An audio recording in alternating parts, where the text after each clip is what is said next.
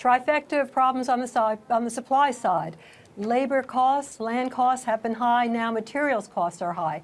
That slows down the supply, except at higher prices, which is simply not affordable for the great middle. And that's where we see the hit in sales.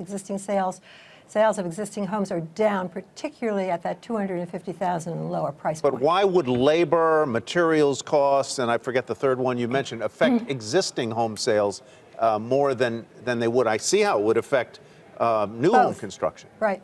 Right. So the new home construction is kind of a ceiling on this, and new home construction prices are going up as new construction declines, and that sets a price point for the existing sale market as well.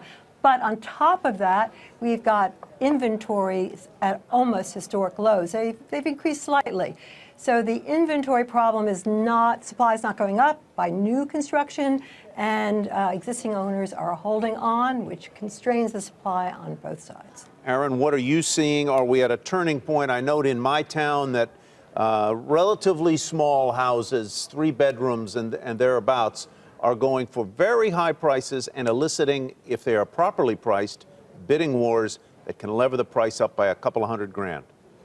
That's generally one of the challenges we're seeing overall in the housing market right now. Whenever we get these numbers, we saw existing home sales down slightly today, inventory up pretty sharply, the biggest increase in inventory we've seen in about 3 years. So that's a good sign, but more importantly, it's what's happening at these different price points. A lot of that increase in inventory is at that higher end, those luxury homes, where, as you say, those affordable entry-level homes are still facing a lot more demand than there is supply. So, Susan, when you say that we're not getting the sorts of wage increases in our labor force that could support much, much higher prices, I mean, I would imagine that affects a certain kind of housing, a certain kind of home. Absolutely. We see that $1 million home sales doing quite well. They've increased.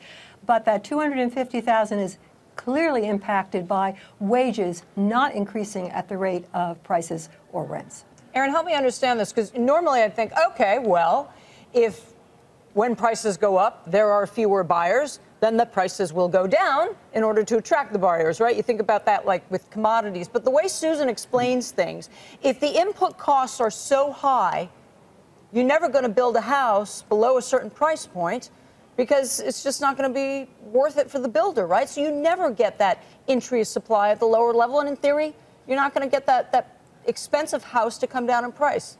Am I analyzing this correctly? No, that's right. So certainly builders are facing all of those cost headwinds, and they're not able to build at the scale or the price point that historically they have. That said, even when they are adding supply at that higher price point, that's taking off some pressure from the middle, and that does feed down through the rest of the housing market. So, any addition to supply helps a little bit, but still nowhere near enough to meet the demand from nesting millennials buying their first home, or more often, as the previous clip suggested, buying their second home to accommodate a growing family. Did you say nesting millennials? Nesting millennials. That's right. Nesting. Quick answer here, Aaron. Are prices for owners, are prices about to turn over? Go down? So home value appreciation has been about 8% over the past year. Our forecast suggests it'll slow to about 6.5%, 6% over the next year. So yes, I think home value appreciation is going to slow over the next 12 months, go down, but by no means. Hey there, thanks for checking out CNBC on YouTube. Be sure to subscribe to stay up to date on all of the day's biggest stories. You can also click on any of the videos around me to watch the latest from CNBC. Thanks for watching.